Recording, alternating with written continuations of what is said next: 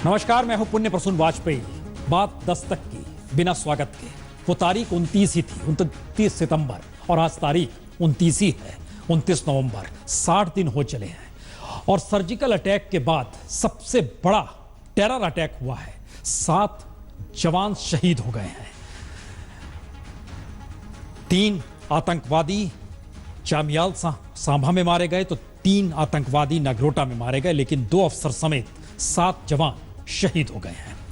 दस्तक में बात आज इसकी जरूर होगी, लेकिन दस्तक में बात आज क्या सीमा और क्या देश के भीतर के उन हालातों की भी होगी जिसमें लग ऐसा रहा है बार बार कि प्रधानमंत्री क्या एकला चलो के मूड में है।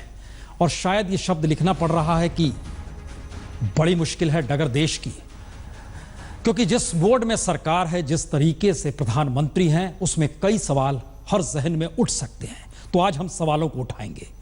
पहली रिपोर्ट देखिए। 29 सितंबर सर्जिकल अटैक के बाद सीमा पर 26 जवान शहीद हो चुके हैं। 8 नवंबर नोटबंदी के बाद कतार में 100 मौत हो चुकी है। 28 नवंबर काले धन पर 50% टैक्स देकर बचा जा सकता है।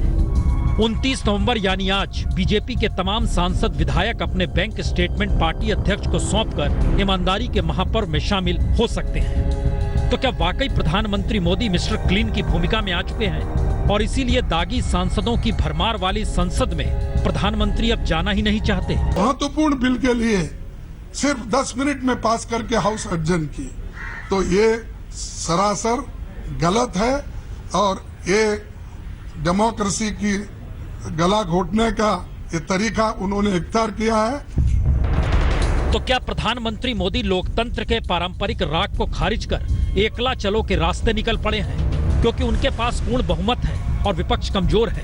यानी जैसे 50 दिन नोटबंदी के, वैसे ही सरकार कैसे भी चलाए, इसके लिए 5 बरस। तो बीच में कोई बहस, कोई चर्चा नहीं होनी चाहिए। सर्जिकल स्ट्राइक के बाद सीमा पर 20 मुठभेड़ों में 26 जवान शहीद हो गए। और ये सवाल कौन करे कि सर्जिकल स्ट्राइक के बाद सीमा पर हालात बदतर हुए क्यों? नोटबंदी के बाद ईमानदार होकर देशभक्ति के नारे तले कतार की हर मौत छोटी पड़ गई। तो ये सवाल कौन करे कि अपनी ही करेंसी के इस्तेमाल पर रोक नागरिकों पर कैसे लग सकती है? 50% टैक्स के साथ हर काला धन अगर सफेद करने का कानून पास हो गया, तो ये सवाल कौन करे कि देश को लूटकर आधी रकम टैक्स में देने का ये कौन सा कानून है? यानी सजा का प्रावधान अब खत्म हो गया। और आज ईमानदारी के पर्व में बीजेपी सांसद विधायक बैंक स्टेटमेंट दिखाकर शरीक हो सकते हैं। यानी ये सवाल कौन करे कि सांसदों की कमाई देश के किसी भी नागरिक की तुलना में 100% से ज्यादा तेजी से बढ़ कैसे जाती है? यानी आजादी के बाद पाकिस्तान और काले धन का सवाल जिस तरह देश में नासूर बनता चला गया और नेहरू से लेकर मनमोहन सिंह के दौर में दोनों सवालों से हर सत्ता जूझती रही, उसमें पहली बार प्रधानमंत्री मोदी ने इन्हीं 2 सवालों से जनता को सीधे जोड़कर संसद और संसदीय राजनीति के उस लोकतंत्र को ही कहीं ठेंगा तो नहीं दिखा दिया, जिसे लेकर जनता हमेशा ये सोचती रही कि कोई सत्ता जब इसे सुलझा नहीं पाती तो फिर सत्ता का मतलब क्या है? यानी जन भावनाओं को साथ लेकर प्रधानमंत्री मोदी ने सत्ता चलाने के संसदीय लोकतंत्र को ही अपनी मुट्ठी में कैद तो नहीं कर लिया, या फिर सत्ता के लिए संजीवनी इसी निरंकुश कार्रवाई में छिपी है? क्योंकि लग ऐसा रहा है जैसे भ्रष्ट राजनीति दरकिनार हो रही है और मोदी विरोध के राजनीतिक स्वर सीमा पर लिए चलते हैं। देखिए जरा, यह सर्जिकल स्ट्राइक के बाद का सच है। सीमा पार से सीजफायर उल्लंघन करते हुए गोलाबारी हो या पाकिस्तानी आतंकवादियों की सेना के कैंप पर हमले का जिक्र, बारामूला हो या पंपोर, जम्मू हो या मच्छल सेक्टर, राजौरी हो या कठुआ, नौशेरा हो या करना सेक्टर, अगर सर्जिकल स्ट्राइक के बाद बीते 60 दिनों में 20 हमलों में 26 जवान शहीद हो चुके हैं, तो फिर सर्जिकल हमले के आगे का रास्ता जाता किधर है? क्योंकि सर्जिकल स्ट्राइक के बाद के हालात बताते हैं कि सीमा पर न तो फायरिंग बंद हुई है और न ही आतंकवादी वारदातों में कोई कमी आई। अलबत्ता जवानों की शहादत का सिलसिला लगातार जारी है। और ये अजब संयोग है, जिस वक्त पाकिस्तान में जनरल राहिल शरीफ ने सेना प्रमुख की जिम्मेदारी जनरल कमर जावेद बाजवा को बैटन सौंप कर दी, उसी वक्त जम्मू कश्मीर के सांबा और नरगोटा में आतंकवादी हमला हुआ। तो क्या पाकिस्तान में सेना की नई कमान की रणनीति का यह हिस्सा है, या फिर आतंकवादी एक बार फिर पाकिस्तानी सेना को भारत की सीमा पर ही केंद्रित करने की रणनीति अपना रहे हैं? क्योंकि जनरल बाजवा जिस वक्त नियंत्रण रेखा पर तनावपूर्ण हालात को जल्द सुधारने का दावा कर रहे थे, उसी वक्त आतंकवादियों ने एलओसी पर तनाव और बढ़ा दिया और सर्जिकल स्ट्राइक के बाद पहली बार भारत के सबसे ज्यादा जवान शहीद हो गए। 2 अफसर समेत 7 जवानों की शहादत ने यह सवाल भी खड़ा कर दिया कि पाकिस्तान को लेकर भारत की रणनीति क्या वाकई कारगर साबित हो नहीं पा रही।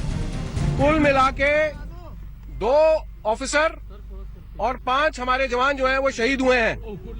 अभी कोमिंग ऑपरेशन जारी है, अभी रात हो गई है, इसलिए हमने इस प्रकार कॉर्डन लगा रखा है, एकदम टाइट कॉर्डन, और सुबह जो है कोमिंग ऑपरेशन दोबारा रिज्यूम किया जाएगा।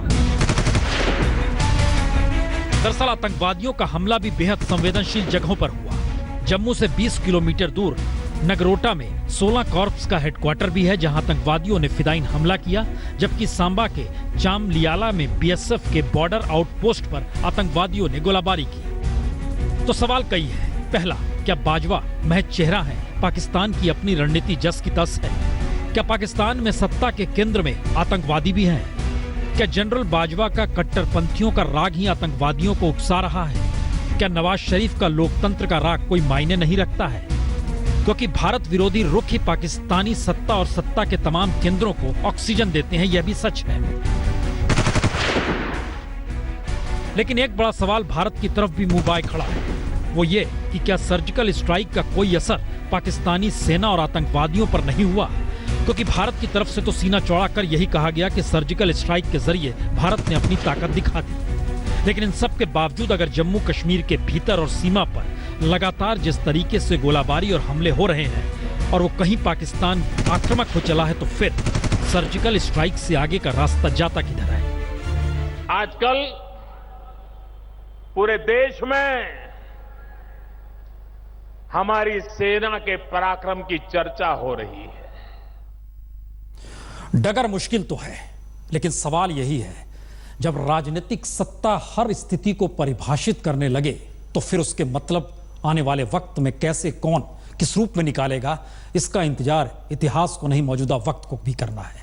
यह सवाल इसलिए क्योंकि जिस संसद के भीतर हंगामा है, जो संसद चल नहीं रही, जो संसद अपने सरोकार जनता से, आम जनता से जुड़कर बता रही है, उस संसद के भीतर का सच जानना चाहेंगे आप? जरा इस रिपोर्ट को देखिए, चौंकिएगा नहीं, यह सच है, बहुत बड़ा सच, जो दुखदाई भी है।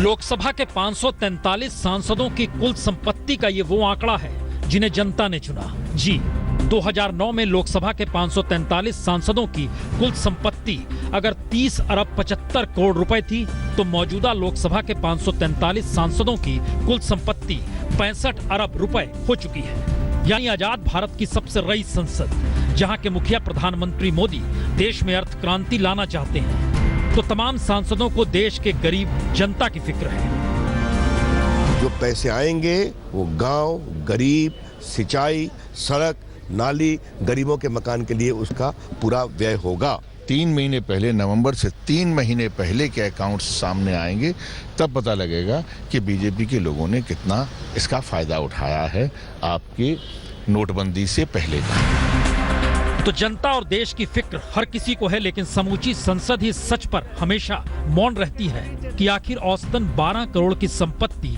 जब हर सांसद के पास है, तो फिर उनके सरोकार जनता से कैसे जुड़ते हैं? और बीते 5 बरस में संसद की रईसी दुगनी कैसे हो गई, जबकि देश इस दौर में रईस नहीं गरीब ही हुआ? तो सांसदों के बैंक स्टेटमेंट से होगा क्या? देखने में ये फॉर्म ईमानदारी का पाठ पढ़ा सकते हैं, लेकिन जरा समझे कैसे सांसद रईस होता है, और उस रईसी की वजह कोई नहीं जानता, और सारी रईसी टैक्स देकर ही होती है। जनता के पैसे से संसद चलती है। संसद के भीतर काम करने वाले लोगों के लिए नोटबंदी के बाद उन्हें पैसा मिल जाए 5 करोड़ रुपए की व्यवस्था भी कराई गई। लेकिन मुश्किल ये नहीं है, मुश्किल तो इसके आगे की है। बैंक स्टेटमेंट चाहिए प्रधानमंत्री को, बीजेपी के सांसदों का और विधायकों का। चलिए, जिक्र हमने किया है डगर देश की बड़ी कठिन क्यों है, तो आइए जरा समझ लीजिए। क्योंकि संसद कोई कारखाना नहीं, कोई खेती नहीं जहां कोई उत्पादन होता है।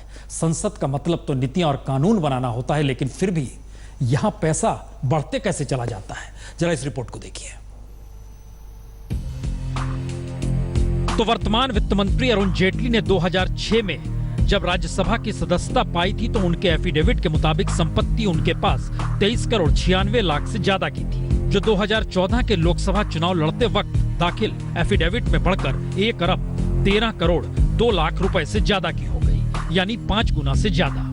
और संपत्ति का यह आंकड़ा कानून और दूरसंचार मंत्री रविशंकर प्रसाद का है, जिन्होंने 2006 में राज्यसभा का चुनाव लड़ते वक्त अपनी संपत्ति 1 करोड़ 71 लाख के तकरीबन बताई और 2014 में बतौर मंत्री अपनी संपत्ति बताई 18 करोड़ 11 लाख 41,397 रुपए, यानी 8 बरस में तकरीबन 16 गुना संपत्ति बढ़ गई। क्योंकि इस दौर में ना तो सरकारी कर्मचारी की संपत्ति की रफ्तार इस तेजी से बढ़ती है, ना ही दिहाड़ी मजदूर और ना ही देश के किसानों की। तो कल्पना कीजिए जब प्रधानमंत्री मोदी ही किसानों को 50% न्यूनतम समर्थन मूल्य कहकर नहीं बढ़ा पाए और किसानों की मजबूरी का फायदा उठाते हुए किसानों को लूटने का पाप सरकारें खुद करती आ रही है। भाई मैं किसानों से ये सरकारों के दमन से मुक्ति दिलाना चाहता हूं। की रेखा खींचने से लेकर कॉर्पोरेट को लाइसेंस देने का अधिकार राजनीतिक सत्ता के पास होता है। यूनिवर्सिटी के वीसी की नियुक्ति से लेकर हर संवैधानिक संस्था में डायरेक्टर की नियुक्ति सत्ता ही करती है। तो ऐसे में किसी भी पार्टी का कोई भी सांसद रहे, वो अपने बैंक स्टेटमेंट को अगर देश के सामने रख भी देता है तो भी ये सवाल तो गौण ही रहेगा कि आखिर इनकी कमाई होती कैसे है, और होती है तो उसमें इनकी सियासी ताकत कैसे काम करती है। फिर मुद्दा किसी एक पार्टी का नहीं, क्योंकि पूर्व टेलीकॉम मंत्री कपिल सिब्बल की ही संपत्ति देख लें। 2014 के लोकसभा चुनाव के वक्त 114 करोड़ थी, जो सत्ता गंवाने के बाद भी धुआंधार तरीके से बढ़ी, और इस बरस राज्यसभा के लिए नामांकन किया तो उनकी घोषित संपत्ति 184 करोड़ हो गई। तो नेता अपना काम बाखूबी करते हैं और ये बात उनकी बढ़ती संपत्ति से समझी जा सकती है। तो सवाल सीधा यही, जब नेताओं को अपना धंधा ही चमकाना है तो उन्हें समाज सेवा या कहें राजनीति में क्यों आने दिया जाए। राजनीति से नेताओं की निजी बैलेंस शीट बढ़ रही है, उनकी संपत्ति बैंक में है तो वो वाइट तो होगी ही, या कहें वो पहले से आयकर वालों की निगाहों में है। तो ऐसे में प्रधानमंत्री मोदी अगर 8 नवंबर से 31 दिसंबर के बीच बीजेपी सांसदों और विधायकों की बैंक में जमा राशि की रिपोर्ट पार्टी अध्यक्ष को सौंपने के लिए कह रहे हैं तो फिर इसका मतलब क्या है? क्या ये खुद को ईमानदार की क्लीन चिट देने की कवायद है, या पार्टी को लगता है कि इनकम टैक्स के अधिकारियों या उस विभाग का कोई मतलब ही नहीं है? हमारी सरकार, चुनी हुई सरकार, इन कालाधन धारकों के हितों का ध्यान रखते हुए आम आदमी की कमर तोड़ते हुए कह रही है कि मैं काला धन धारक को 50% की दलाली खाकर बाकी के 50% को सफेद करने का वचन देता हूं। गजब का दौर है, जिसे जो बोलना है बोल लीजिए, क्योंकि इस दौर में लगता यही है कि इनकम टैक्स डिपार्टमेंट काम नहीं करता, सरकार करती है। ईडी काम नहीं करता, सरकार करती है। सीबीआई नहीं करता, सरकार करती है। सीवीसी नहीं है, सरकार करती है। और सुप्रीम कोर्ट के भीतर का रुदन भी प्रधानमंत्री सुनते जरूर हैं जजेस की नियुक्ति को लेकर। तो याद कीजिए 5 बरस पहले आपको आज लिए चलते हैं, जिस वक्त आंदोलन छिड़ा था जन लोकपाल का।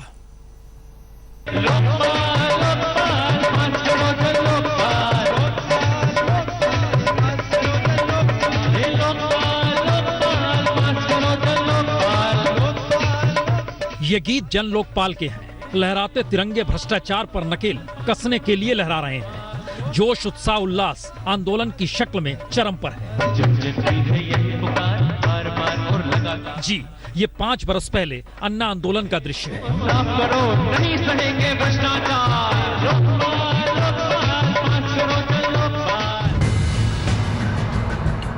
और 4 दिन पहले ही सुप्रीम कोर्ट ने मोदी सरकार से सवाल किया कि आखिर लोकपाल अभी तक नियुक्त क्यों नहीं हुआ है। चेताया भी, अगर सरकार लोकपाल नियुक्त नहीं करेगी तो सुप्रीम कोर्ट कर देगा। यानी सत्ता के भ्रष्टाचार पर नजर रखने के लिए लोकपाल होना चाहिए। लेकिन नया सवाल तो लोकपाल से आगे का है, क्योंकि प्रधानमंत्री मोदी ईमानदारी के पर्व में जिस रास्ते पर निकल पड़े हैं उसके संकेत तो यही लगते हैं कि गरीबों पर अभी तक किसी ने ध्यान दिया ही नहीं, और प्रधानमंत्री मोदी ध्यान देना चाहते हैं। तो आइए जरा देश के सच को भी समझ लें कि कैसे देश में असमानता देश की रगों में ही दौड़ती है, और अरबों की कमाई भी सफेद होती है और 2 कौड़ी की रकम भी काला धन बन जाती है। याद कीजिए, जन लोकपाल के आंदोलन के दौर में अन्ना हजारे, केजरीवाल, प्रशांत भूषण, मनीष सिसोदिया और शांति भूषण ने अपनी संपत्ति सार्वजनिक की थी। और आंदोलन की पहचान देने वाले अन्ना हजारे की संपत्ति महज 66,688 रुपए थी और शांति भूषण के पास 110 करोड़ से ज्यादा की संपत्ति तब थी। और शांति भूषण की सारी संपत्ति भी सफेद ही थी और अन्ना हजारे की भी सारी संपत्ति सफेद ही थी। तो असल सवाल यहीं से शुरू होता है, क्या अन्ना सरीखा सादगी पसंद व्यक्ति भारतीय राजनीति या भारतीय समाज में भी फिट बैठता है? उसका जीवन इतने कम पैसे में चल सकता है?